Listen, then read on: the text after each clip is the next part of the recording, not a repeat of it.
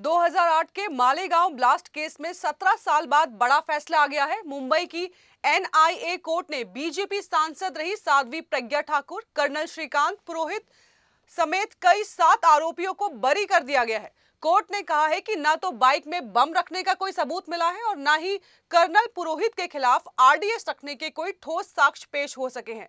29 सितंबर 2008 की रात मालेगांव के भिक्खू चौक पर हुए धमाके में 6 लोगों की जान चली गई थी और 100 से ज्यादा लोग घायल हो गए थे।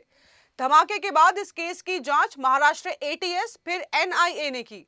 शुरुआती गिरफ्तारी के बाद केस ने सियासी तूल पकड़ा, क्योंकि पहली बार एक आतंकी मामले में हिंदू चेहरों को आरोपी बनाया गया था। एनआईए कोर्ट के जज ने फैसला सुनाते हुए कहा है कि अभियोजन ये साबित नहीं कर सका है कि बम वाली बाइक किसने पार्क की। कश्मीर से आरडीएक्स लाने का भी कोई पुख्ता सबूत नहीं मिला है। कोर्ट ने यह भी कहा कि आतंकवाद का कोई रंग नहीं होता और कानूनी तौर पर मान्य प्रमाणों के अभाव में सभी को बरी किया जा रहा है। करीब 1.5 दशक लंबी सुनवाई, 1 लाख से ज्यादा पन्नों के दस्तावेजों की जांच और कई एजेंसियों की जांच के बाद आया है ये बड़ा फैसला। अब एक राजनीतिक विमर्श की जमीन तैयार कर सकता है ये फैसला। मुंबई की माननीय एनआईए विशेष सत्र न्यायालय के न्यायमूर्ति श्री लाहोटी साहब ने मालेगांव बम विस्फोट 2008 के मुकदमे के अंत में 17 साल के प्रथम मुकदमे के अंत में आज अपना निर्णय सुनाया है। इसमें सारे अभियुक्तों को निर्दोष मुक्त पाया है।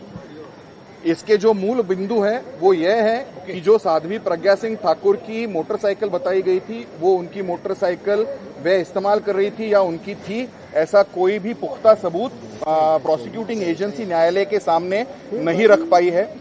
दूसरी बात, जो इंश्योर्ड सर्टिफिकेट्स बनाए गए थे वो फर्जी बनाए गए थे और वो फर्जी सर्टिफिकेट्स किसने और क्यों बनाए, इसके ऊपर मामले की जांच करने के लिए डीजी एटीएस को माननीय न्यायालय ने आदेशित किया है।